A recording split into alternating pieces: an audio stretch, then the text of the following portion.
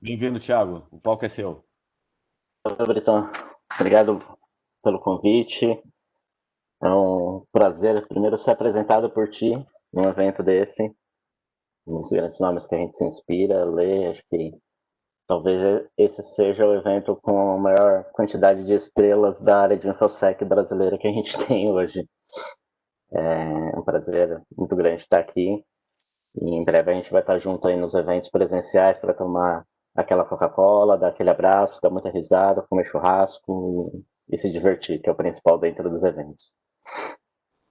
Bom, meu tema hoje é falar um pouquinho sobre a parte de testes de segurança em aeronaves, em específico, né?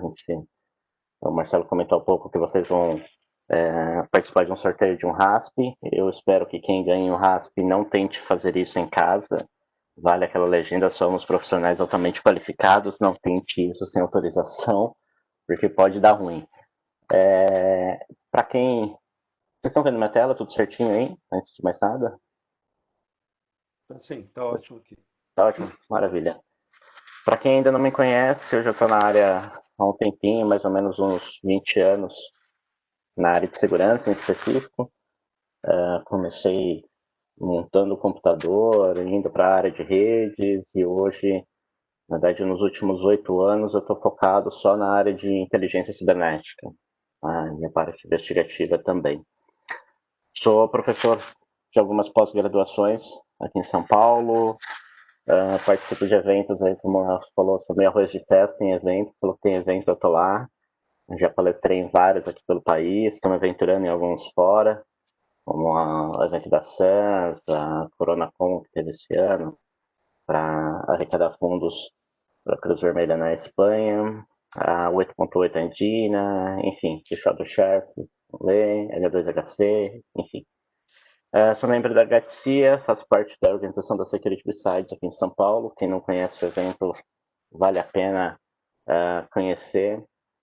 É um evento que traz bastante o espírito de comunidade, dessa proximidade de poder trocar ideia com outros profissionais, de ter um security officer de uma grande instituição financeira servindo cachorro-quente para a galera no meio da quadra, podendo trocar ideia com esse pessoal, ter esse network é bastante importante. Né? A palestra do Lê falou muito dessa questão de entrada de mercado de trabalho e acho que um dos grandes propósitos da Besides é realmente essa colocação do jovem e de quem quer entrar na área nesse, nesse mundinho que é a área de segurança.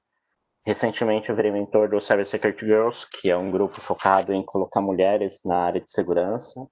Por incrível que pareça, ainda existe um preconceito muito grande. A gente trabalha bastante em estreitar um pouco essa questão e diminuir esse preconceito. Tem uma linha de pesquisa grande na parte de biohacking e NFC, um, um trabalho em cima disso. Tem meu LinkedIn, quem quiser saber mais depois pode entrar em contato lá. Às vezes eu demoro um pouco para responder, mas sempre tento responder a todos. Falando um pouquinho do tema, a aviação é algo que é muito, talvez, desafiador para muitos, né? A gente vê a questão de pentest em aplicações, em redes, mas são poucas pessoas que têm a possibilidade de colocar a mão em um avião para poder fazer testes de segurança, assim como em outros devices que a gente tem, né? E uma das grandes motivações para esse trabalho foi uma demanda de um cliente nosso, para revalidar, na realidade, um trabalho, mas também checar algumas outras possibilidades que seriam possíveis de serem feitas. Né? E aí, só para contextualizar um pouco, a gente já teve alguns incidentes relacionados ao setor de aviação e cybersecurity, né? Então, a gente tem um caso de julho do ano passado com relação a phishing para um aeroporto, onde tiveram uma série de vítimas que acabaram caindo nesse phishing. O site da Isavia, que é uma companhia aérea, ficou inoperante por um longo período. Isso acabou atravancando o processo de venda da companhia, processo de check-in, enfim, não se conseguia nem fazer o check-in para embarcar na aeronave, porque era tudo feito na mesma plataforma.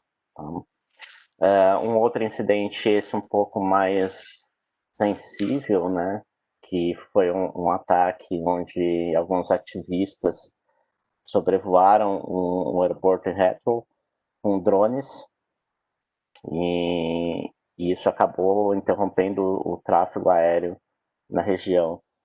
Nós tivemos um incidente com drone também aqui em São Paulo, no aeroporto de Congonhas, no ano passado, onde um drone acabou chegando muito próximo da área de pouso das aeronaves e o aeroporto deve ter as operações interrompidas para garantir a segurança da aeronave.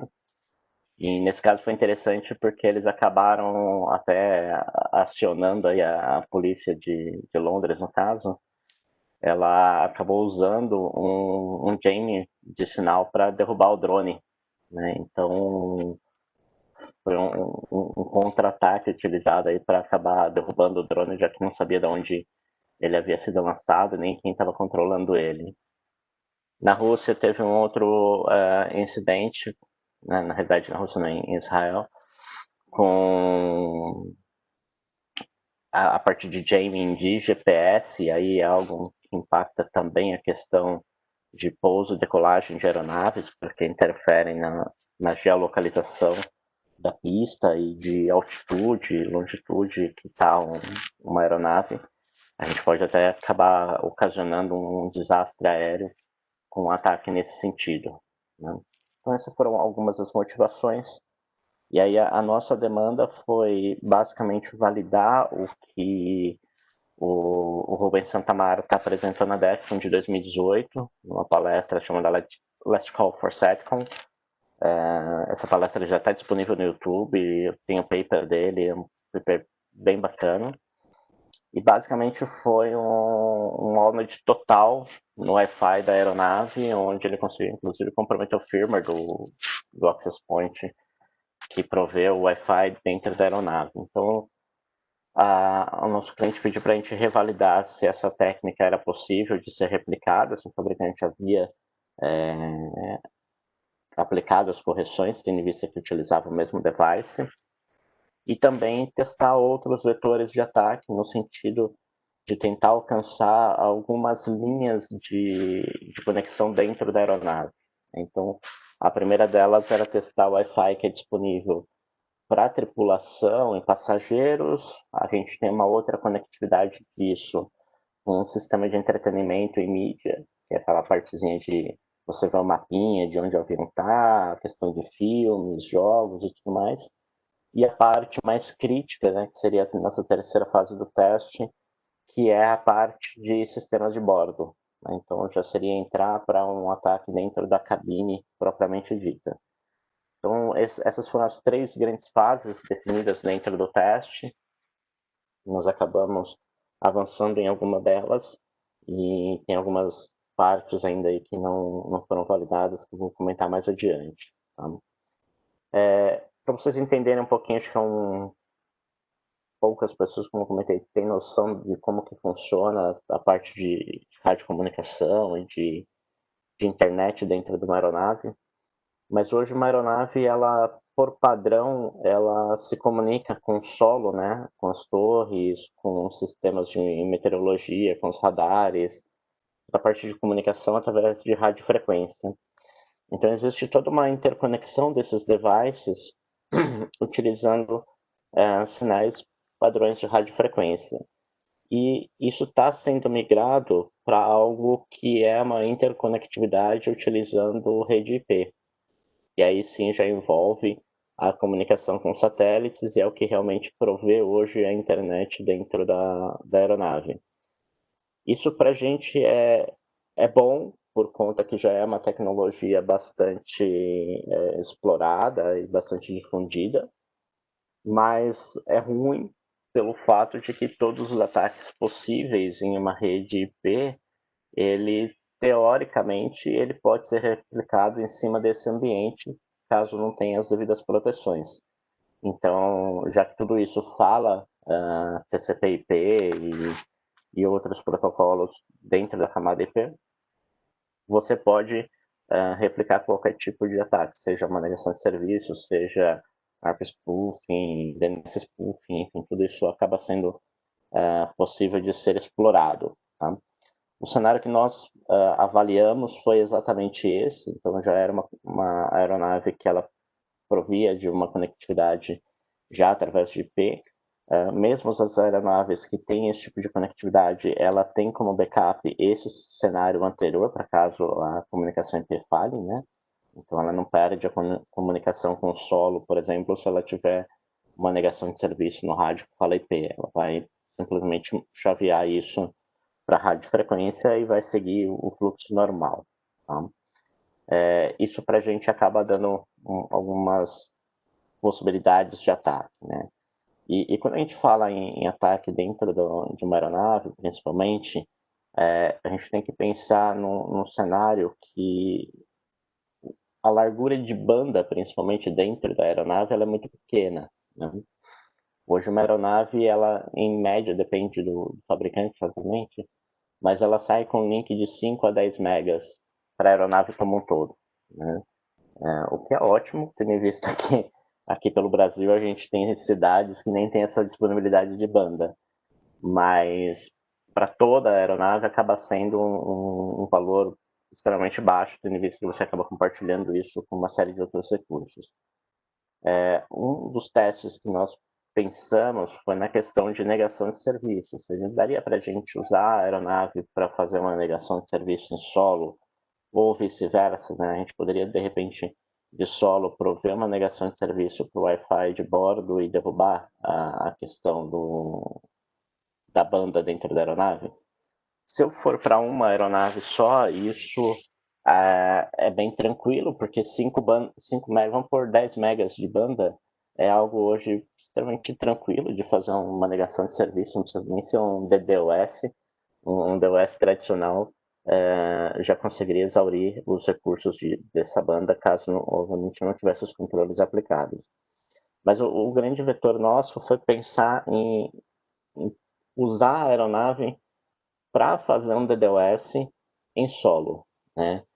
E aí, o que a gente acabou pensando? Em comprometer os equipamentos das aeronaves que utilizam um determinado provedor de comunicação e utilizar esse provedor para replicar o ataque para solo. Né? E quando a gente foi olhar um pouco a largura de banda, esse provedor, que hoje é um dos maiores da área, ele tem no backbone das aeronaves hoje, né, aquilo que concentra todas as aeronaves, um link que pode alcançar aí 300 GB por segundo. Então já é algo exponencial, né? É um ataque da nuvem para a nuvem, né? Piadinha nerd, mas seria basicamente uma negação de serviço da nuvem para a nuvem. 300 GB ainda é baixo, vamos falar em negação de serviço, mas já é algo que gera um barulho dependendo da infraestrutura que for o alvo, né? Principalmente se você utilizar a parte de replicação desse ataque, de amplificação dele, isso pode alcançar um valor bastante interessante. Então, é algo que dá para brincar de uma forma bem satisfatória. Dos nossos objetivos, como eu comentei, a gente tinha 3 grandes objetivos, né? O primeiro deles, entender como que tudo isso estava conectado e o que era possível de ser feito dentro desses ataques nas aeronaves. E também entender como que é a segurança desse serviço de internet provido dentro da aeronave, né? Quais os recursos que esses provedores implementam no sentido de impedir ataques externos ou internos e também do ponto de vista de privacidade e de outros controles de segurança que seriam usados pelos passageiros a mim. Quais seriam os ataques possíveis que daria para ser feito, né? Daria para a gente fazer um DOS, daria para a gente fazer uma shell remota, daria para comprometer sistema de mídia, daria para comprometer sistema de bordo, enfim, até onde a gente conseguiria chegar. E para isso a gente teve o apoio de uma companhia aérea, né? Como eu comentei, que foi uma companhia que disponibilizou a aeronave para a gente para fazer esses testes. A gente fez os testes em solo, porque ninguém queria correr o risco de fazer um teste com a aeronave voando, até porque a gente não sabia o que a gente ia conseguir, que merda que poderia dar. Então, a gente optou por fazer um negócio em solo para ter um pouco mais de segurança, né? E isso é bastante crítico, porque a aeronave em solo custa dinheiro para a companhia. Então, a gente tinha uma janela de tempo muito curta para fazer esses testes. Imagina, você tem que testar uma aeronave, que é uma infraestrutura que você nunca viu na vida, né? Não faz ideia de como tudo isso está interconectado, como que são os protocolos, os tipos de equipamento, vulnerabilidade, tudo. E a gente tinha uma janela de tempo muito curta aqui para fazer esses testes, tá? Então, foi um grande desafio aí conciliar, principalmente a parte de planejamento com execução. A gente passava 2, 3 dias planejando os ataques, ia de madrugada para o aeroporto e com o pessoal de limpeza, de manutenção, fazendo as ações na aeronave, a gente testando, né? A gente testou as aeronaves durante 3 dias, por cerca de 4 horas por dia. Então, mais ou menos 12 horas de testes aí para a aeronave em solo. Tá? Os testes eles foram feitos no Airbus 320, no A320, uma aeronave não tão recente, mas intermediária, uma meia-vida, digamos assim. E foram feitos com alguns objetivos. Então, o primeiro deles, o que a gente conseguiria fazer com esse Wi-Fi dentro da aeronave, ou seja, de dentro da aeronave, eu conseguiria comprometer algum equipamento em solo, e de solo poderia ir para dentro da aeronave, né? Também era um ponto a ser validado. Eu conseguiria, de dentro da aeronave, acessar protocolos específicos, como SSH, como Remote Desktop, um socket TCP para fazer uma shell reversa, dentro da aeronave, pensando em tunelar ataque, né? O que a gente teria de privacidade para proteger os acessos dentro da aeronave? Eu, como atacante dentro da aeronave, o que eu conseguiria usar de medidas de proteção para ofuscar o meu ataque ali? Uma VPN, um proxy reverso funcionaria, né? Ou um tunelamento dentro de algum outro protocolo, né? E, por fim, se a gente conseguiria comprometer de solo, se a gente conseguiria, na realidade, de solo, acessar ou comprometer algum equipamento conectado dentro da aeronave, ou seja, conectar no notebook ou no smartphone de um passageiro ou de um tripulante dentro da aeronave. Esses foram os principais objetivos. Da primeira pergunta, né, se a gente conseguiria usar o Wi-Fi para fazer um ataque em solo, isso foi algo muito simples de ser feito. A gente fechou uma VPN e já a partir daí tinha acesso aos equipamentos em solo tranquilamente, então já permitia acessar páginas e outros devices em solo sem problema algum. Tá? Isso, inclusive, acabou respondendo a nossa pergunta se era possível, por exemplo, acessar SSH Remote Desktop. A partir do momento que a gente fechou a VPN, a gente conseguiu estabelecer conexões SSH sem restrição nenhuma, Remote Desktop também, tunelar sockets TCP, enfim, fazer a desgraceira toda, tunelando a questão da VPN para fazer esses acessos. Então, já daria para a gente pensar num ataque iniciado por dentro da aeronave para fazer algo em solo. Isso é interessante do ponto de vista principalmente investigativo, né? Porque a volatilidade desse IP é grande e você não precisa de grandes informações para acessar o Wi-Fi dentro da aeronave. Então, pensando, por exemplo, eu cheguei num ataque, vou fazer o tracking investigativo, cheguei no provedor, preciso chegar do provedor e falar, olha, eu preciso saber quem estava usando esse IP neste dia, neste horário. Cara, esse IP estava em voo alocado para um passageiro que eu não sei quem era. Então, a rastreabilidade ali, ela é bem precária nesse sentido, do ponto de vista de identificar a autoria de quem estava conectado àquele IP naquele dia, naquele horário. Então, é algo que, para fins de investigação forense, dificulta bastante, né? Fora outras questões de territorialidade, né? Então, você pega um voo, sei lá, daqui para os Estados Unidos, são 11 horas de voo, e você vai passar por vários países com legislações diferentes. Esses IPs vão consequentemente tocar essas infraestruturas e podem infringir em legislações internacionais aí para processos investigativos. E a gente falou, legal, o que a gente consegue então fazer a partir daí, já que a gente conseguiu acesso via SSH e via Remote Desktop para solo, né? O que mais a gente conseguiria avançar dali? O primeiro ponto foi a gente olhar o que a aeronave provia já para a gente de conectividade, né? O que ela dizia para nós. E aí, lendo o termo de uso do serviço de Wi-Fi, quando você conecta, ele diz o seguinte, olha, você está dentro de um Wi-Fi e esse Wi-Fi ele é provido para todos os passageiros da aeronave, como se você estivesse num cybercafé, então a largura de banda é extremamente restrita, e por isso serviços de voz sobre IP, de streaming de vídeo, streaming de áudio, são bloqueados para justamente não comprometer banda, né? E justamente você conseguir um acesso adequado aí às páginas, né?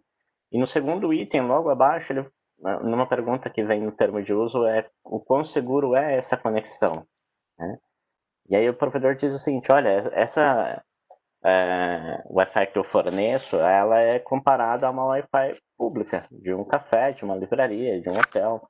Então você tem que tomar as precauções devidas para garantir a sua segurança. A gente fala, legal. Então, o fato de eu fechar a VPN, eu consequentemente estou garantindo a minha segurança ali de que ninguém vá monitorar meu tráfego. Só que a hora que eu faço isso, o que acontece? Eu automaticamente bypasso o próprio filtro de conteúdo. Porque com a VPN fechada, a gente conseguiu acessar Netflix, Spotify, YouTube, sites pornográficos, fazer todo tipo de streaming. Então, a própria política, ela acaba sendo controversa a partir do momento que, no primeiro ponto, ele fala, olha, você não pode usar Wi-Fi, você não pode usar streaming, você não pode ver nada de streaming de áudio ou vídeo, fazer voz sobre IP, e você tem que garantir, você tem que cuidar da sua segurança. Bacana, vou garantir minha segurança com VPN. E a hora que você fecha a VPN, você bypassa automaticamente o item anterior e aí passa a ter acessos a streamings tradicionais, né? Então, é uma política meio sem sentido ali que precisa ser revista e a gente acabou até passando um review em cima disso. Então, a gente conseguiu bypassar esses filtros de conteúdo por algumas formas. A primeira fechando uma VPN tradicional, a segunda foi fazendo um tunelamento em cima de DNS e a terceira foi fazendo um tunelamento em cima de conexão SSH. Tá? Então já conseguiu acesso através disso.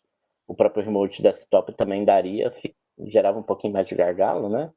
Mas a gente conseguiria, por exemplo, no Remote Desktop, abrir um vídeo do YouTube ou da Netflix e ficar vendo isso via sessão remota. Que daí o framing não ficava tão legal, ficava quase um GIF animado, não dava tanta performance. A VPN e o túnel SSH ajudou bastante nisso, a gente tinha uma performance bem interessante. Tá? A partir daí a gente falou, legal, já exaurimos os testes, o que mais a gente conseguiria fazer, né? Seria o mais crítico, talvez, seria possível a gente de solo, a gente comprometer alguém dentro de uma aeronave, né? E a partir daí pensar em pivotar esse acesso para alguns outros ambientes. Acho que esse seria o ponto mais relevante da pesquisa, tendo em vista que quando você vai fazer um ataque direcionado a um cidadão, você normalmente espera que ele está dentro de uma conexão 3G, 4G ou dentro de uma conexão empresarial ou residencial. Né? Dificilmente a gente mira alguém dentro de um voo, até porque isso é um pouco mais difícil de você acertar esse alvo. Mas, tendo em vista as outras variáveis que a gente tinha encontrado, isso não era tão complicado de ser feito. E aí, o que a gente acabou trabalhando nesse sentido? A gente subiu duas estruturas, né? A gente subiu uma estrutura em solo simulando uma página de phishing, a gente usou o framework do BIF mesmo para já usar toda a exploração que o framework permitia de controle de navegador e tudo mais. E a gente simulou um atacante dentro da aeronave fazendo um DNS spoofing. Então a gente começou a fazer um DNS spoofing redirecionando todos os sites acessados para o portal em solo que a gente tinha, e nesse portal em solo ele solicitava as credenciais para a pessoa se autenticar. E nas credenciais que nós solicitávamos, a gente autenticava usando um OAuth aí do Facebook. Então, quando você acessava essa página, que era nosso phishing, o nosso captive portal, né, digamos assim, da companhia aérea, ele subia um pop-up falando, olha, a sua sessão do Facebook foi expirada, você precisa colocar aqui a sua credencial. E a hora que a pessoa colocava a credencial, a gente, a partir desse ponto, já tinha acesso pelo BIF ao login e senha que o participante ali, que a pessoa já tinha inserido dentro do ambiente. Então, acabou dando aí um ponto interessante para a gente, né? A gente falou, legal, esse ponto é interessante, mas ainda assim a gente tem um complicômetro, digamos, nessa forma, que eu precisaria ter um atacante ainda dentro da aeronave para fazer esse DNS spoofing, né? Como que eu conseguiria fazer esse DNS spoofing dentro da aeronave sem ter uma pessoa ali dentro? Essa era a grande questão que a gente levantou, tendo em vista que a gente já sabia que dava sim para manipular requisições de DNS e redirecionar, por exemplo, para uma página falsa. E aí a gente falou, bom, vamos pensar um pouco fora da caixa, né? O que a gente pode fazer a partir daí? E foi exatamente esse o ponto que determinou, inclusive, o título da apresentação, né? Como que a gente poderia, de repente, se a gente colocasse um device lá dentro da aeronave e usasse esse device conectado de solo dentro desse device, que a gente já sabia também que dava para fazer isso, e usar esse device para disparar um ataque dentro da aeronave e conseguir acesso aos dados ali dos passageiros, né? E aí, para isso, a gente falou, bom, legal, vamos fazer o seguinte, deixar um computador, um notebook dentro da aeronave é algo que, primeiro, custaria muito dinheiro, segundo, é algo que fisicamente é complicado de você deixar, né? Onde você vai deixar um notebook dentro de uma aeronave? É algo que chama bastante atenção. E a gente pensou, bom, e se a gente usasse um RASP ou qualquer outro mini PC? Que a gente não precisaria de um equipamento com alto poder de performance, a gente precisaria de um equipamento para fazer um DNS spoofing, mais nada, e redirecionar o tráfego para a gente. Era basicamente isso que a gente precisava dentro do device. E aí o RASP ajudou bastante nesse sentido, né? O que a gente fez foi tentar usar o RASP, né, para fazer esse ataque. Então, a gente usou um power bank para conseguir manter o RASP energizado aí pela maior quantidade de tempo possível.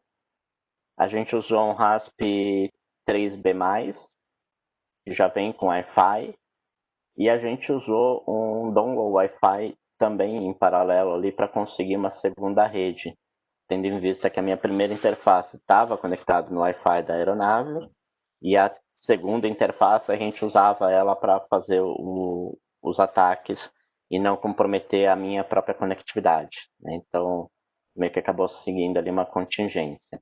Esses foram basicamente os hardwares que nós utilizamos, né? Comparando o custo, né, deixar um notebook e um RASP são custos bem diferentes, né? E do ponto de vista de espaço físico também era bem diferente, né? Onde vocês pensariam em deixar um notebook, por exemplo, sei lá, no bagageiro, no naquele bolsão da frente, um rasp é um negócio um pouco mais interessante e menor de ser colocado, né? E aí a gente começou a explorar dentro da aeronave aonde a gente poderia colocar esse device. Então, essas fotos, elas são as fotos debaixo da poltrona, né? Então eu tenho um espaço grande embaixo da poltrona aqui. Essa é a poltrona do corredor. E essa daqui é a poltrona da janela. E essa poltrona da janela, ela chamou bastante nossa atenção, porque ela tem um espaço aqui, que é, deixa eu pegar a caneta aqui, que é este espaço aqui, ó. Que o engenheiro que fez a aeronave, que desenhou essa cadeira, ele fez pensando em colocar um rasp aqui. O rasp encaixa certinho aqui, não precisava nem de fita adesiva. Aqui a gente tinha que colocar uma fita adesiva para grudar a bateria, grudar o rasp e tudo. Mas aqui coube a bateria dentro do espaço e o rasp encaixou certinho nesse espaço, assim, sem folga, ficou preso bonitinho. Então acho que o cara que desenhou essa cadeira, ele fez pensando justamente em facilitar a nossa vida e deixar um rasp aqui, né? Brincadeiras à parte, foi exatamente aí que a gente acabou colocando o device. A gente também pensou em colocar no bolsão da frente, né, que é aquele bolsão que tem o folheto de informações de emergência, que todo mundo lê de ponta a ponta e decora, porque é algo importante para a gente. E também nas poltronas laterais, próximas às janelas, tem um espaço interessante aqui nesse pedaço que daria para se deixar, mas ainda assim ficaria um pouco chamativo, né? Um device ali conectado. Então a gente optou por usar aquele espaço que o engenheiro deixou embaixo da poltrona, que ficou bem legal. E a gente falou, bom, legal, a gente já achou um lugar para colocar o device, mas se o pessoal de security, né, o pessoal que faz a limpeza, de manutenção, achar esse troço, né? Imagina uma faxineira achando um device com um monte de luzinha verde e vermelha piscando embaixo da cadeira. No mínimo, ela ia pensar que aquilo é uma bomba, né? O que é esse device? E aí foi o momento onde a gente já tinha autorização da companhia aérea para fazer isso, mas a gente pediu para trazer o pessoal de security de aeroportos para que, caso eles fossem acionados por conta de um device esquisito dentro de uma determinada aeronave, que a gente já sabia qual era a aeronave que nós íamos colocar, eles não gerassem tanto alarme, porque era um device que nós tínhamos colocado e não era nenhuma bomba, nada, era um device realmente para fazer um teste de segurança. Então, nossa preocupação ela também foi levada nesse sentido de não gerar pânico e não gerar nenhum tipo de problema um pouco maior. Imagina a paralisação que você gera dentro de uma aeronave em voo, né, principalmente. Então, com os pilotos a gente também conversou. E também em solo, quando as equipes de limpeza fazem a limpeza da aeronave em cada pouso e decolagem. Então foi uma preocupação aí que a gente teve que ter nesse sentido. Tá? A fixação, como eu comentei, ela foi feita naquele espaço e a gente optou por fixar esse device numa aeronave que faz a ponte aérea Rio-São Paulo. Essa aeronave ela faz por dia algo em torno, agora nem tanto, né, por conta da pandemia, mas em períodos normais, ela faz algo em torno de 14 voos para Rio-São Paulo durante o dia. Então a gente teria uma janela de tempo ali para brincar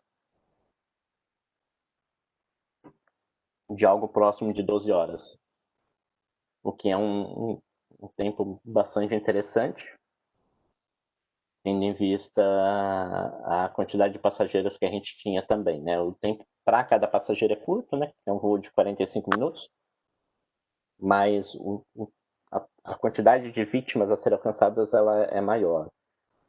Um outro ponto que eu esqueci de comentar é que a gente deixou também a bateria conectada na fonte, na tomada de energia que existia entre as poltronas.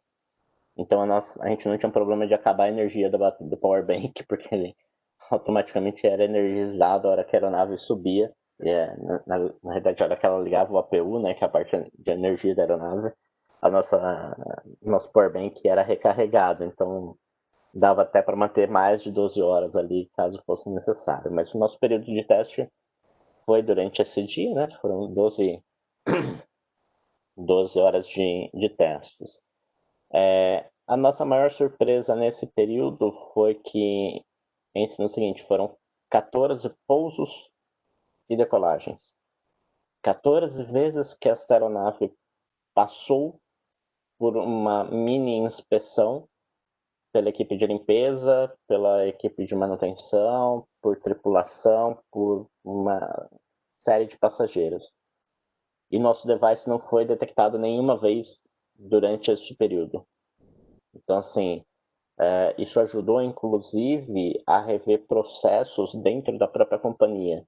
Né? O próprio processo de limpeza da aeronave hoje, depois desse ataque que nós fizemos, ele, ele foi colocado no sentido de também garantir que a aeronave fosse inspecionada para ver se não tinha nenhum device oculto dentro da aeronave ali que pudesse gerar algum tipo de problema. Poderia ser alguma bomba, alguma outra coisa que pudesse comprometer o andamento dos acessos. Né? O device, a gente tinha dentro dele um servidor MicroPython, e quando conectado no Wi-Fi da aeronave, ele automaticamente fechava uma VPN com a gente em solo, e a partir desse momento a gente tinha acesso via SSH no device. Né? E acessando o device, a gente iniciava um ARP spoofing, um DNS spoofing redirecionando para o Captive Porto nosso, e tinha acesso àquela pagininha fake que a gente havia subido naquele momento para coletar as credenciais Facebook. O BIF permitiria a gente ir bem mais a fundo disso, principalmente porque a gente estava com o BIF conectado com o Metasploit, então dava para brincar com exploração de manipular cookies, solicitar instalação de artefatos maliciosos, pensar no auto-exploitation, enfim, daria para ir bem mais a fundo nesse teste, até comprometer algum equipamento propriamente dito, né? Pensando, por exemplo, numa ponte aérea São Paulo-Brasília, Rio-Brasília, a gente tem um fluxo grande de pessoas, de executivos e de políticos, então daria para pensar num ataque bem mais direcionado a esse público também. Tá? Então, foi algo que deu para brincar bastante nesse sentido.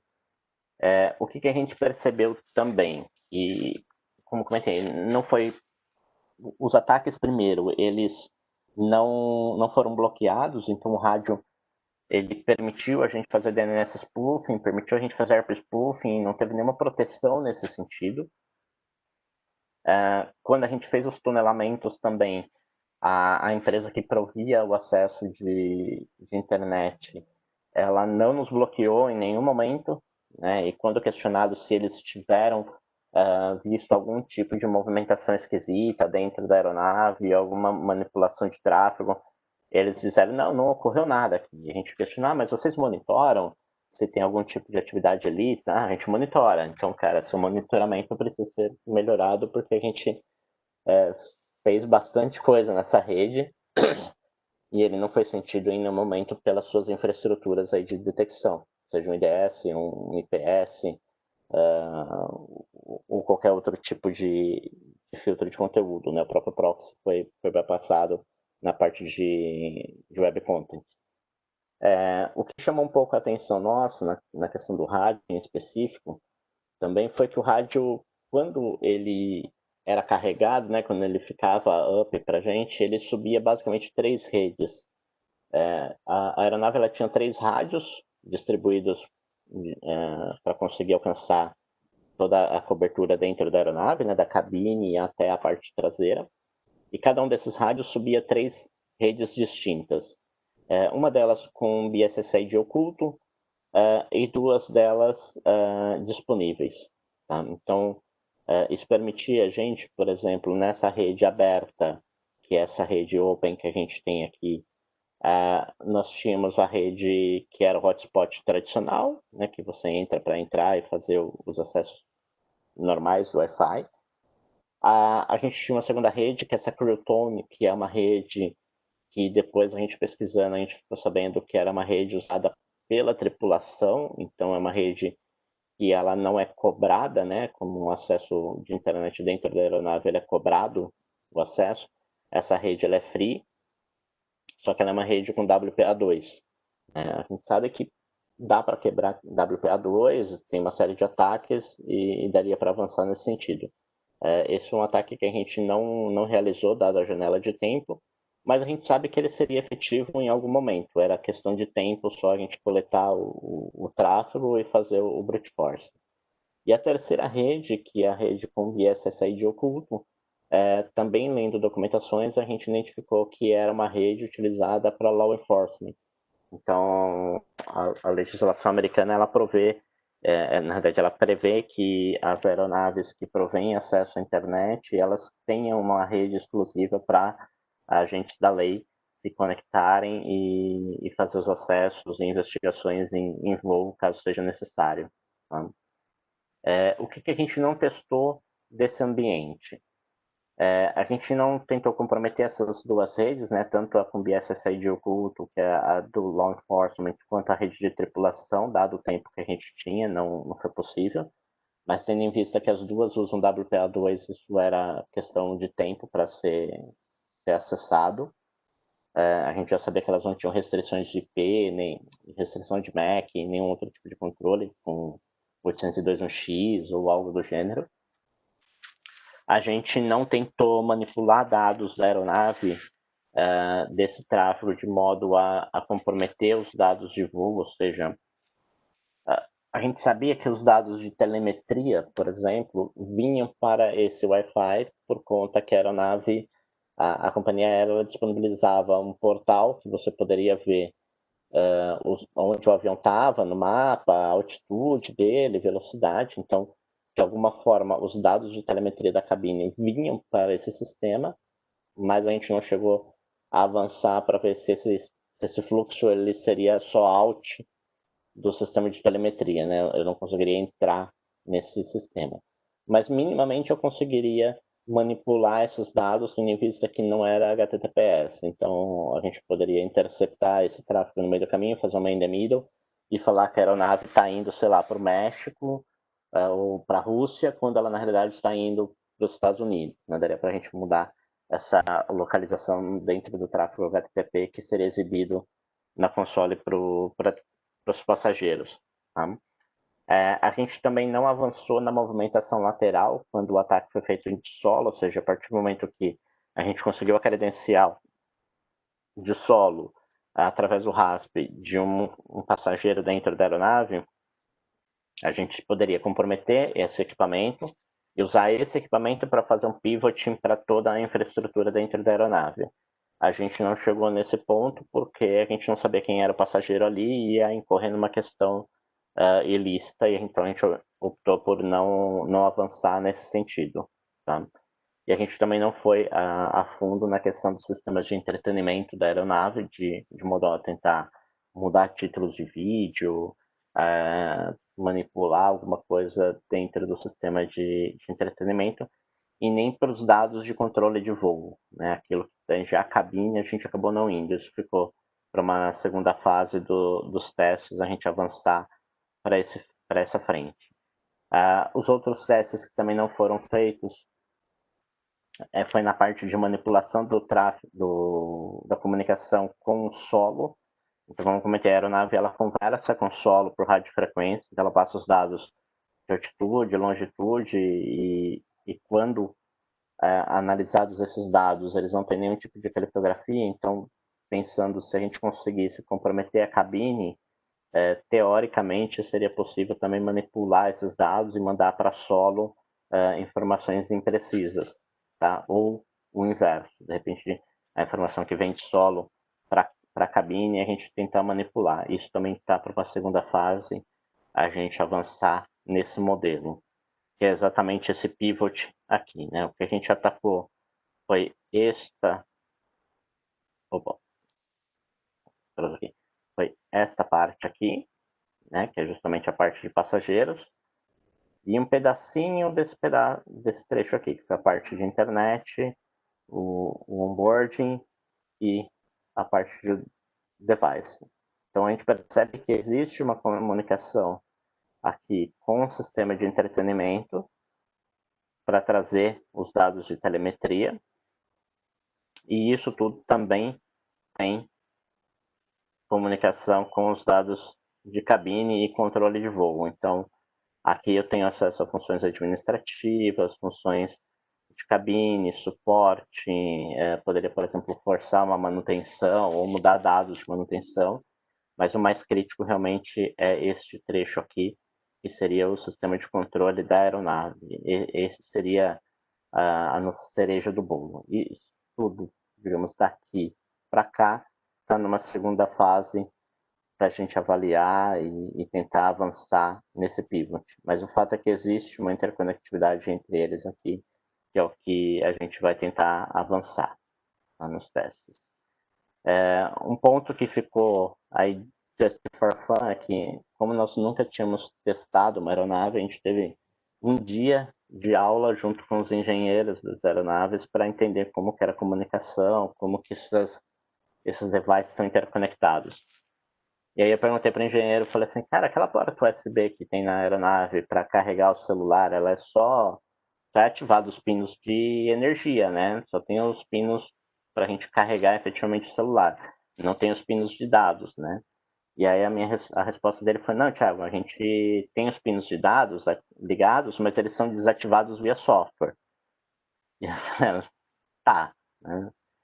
E aí durante o teste, já a gente estava saindo da aeronave, eu estava com um mini teclado Bluetooth, que eu estava usando para digitar as coisas no Rasp, eu peguei o conector dele, pluguei na USB do sistema de entretenimento e, para minha surpresa, que eu já esperava, eu consegui manipular o sistema de entretenimento, avançar, ou seja, fazer todo o controle de seleção de vídeos, todo pelo controle remoto. Ou seja, não existe bloqueio nenhum dessa porta aqui do ponto de vista de dados, né? Ele é ativo sem problema nenhum, pelo menos, óbvio, nessa aeronave que nós testamos. Não sei se isso é aplicável para todos. A gente já teve alguns casos aqui de pessoas que conectaram, por exemplo, um RubDuck aqui para automatizar alguns testes, porque essa interface toda aqui ela roda, não é a partir das aeronaves Android, em outras um Linux embarcado. Então, scripts em Linux ou para Android, de regra, funcionariam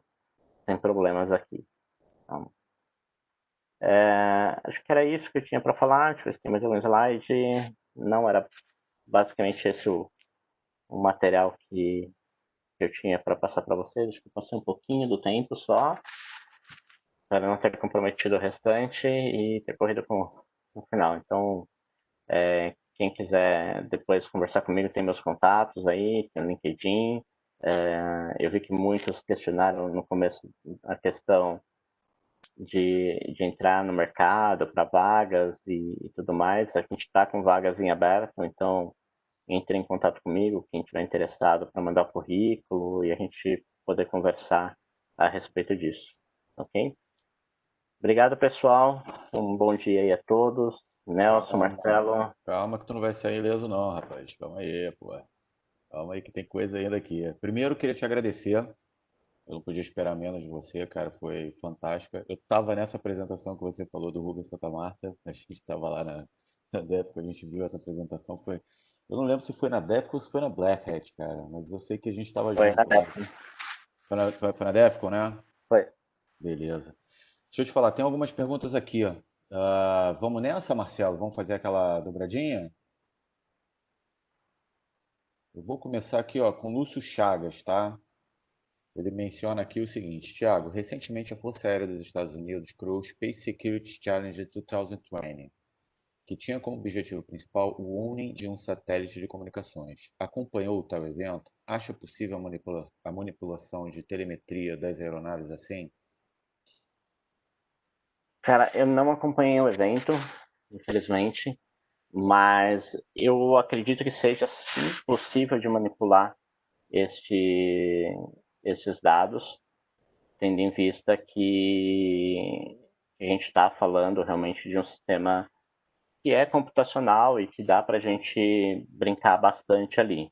Então, eu acredito que dá para a gente manipular, seja ele por jamming ou algo via software. Né? A gente tem muita coisa hoje que usa SDR, né? Que é a parte de software definido por rádio. Uhum. E eu acho que dá para fazer algumas brincadeiras, sim, nesse sentido. Talvez não numa escala muito grande para grandes aeronaves, mas para algo menor, para pequenas aeronaves que não tenham tanta estrutura disso, é interessante. Tem uma coisa que ficou meio bizarro para mim, só que saiu recentemente na mídia, inclusive, é que o update de software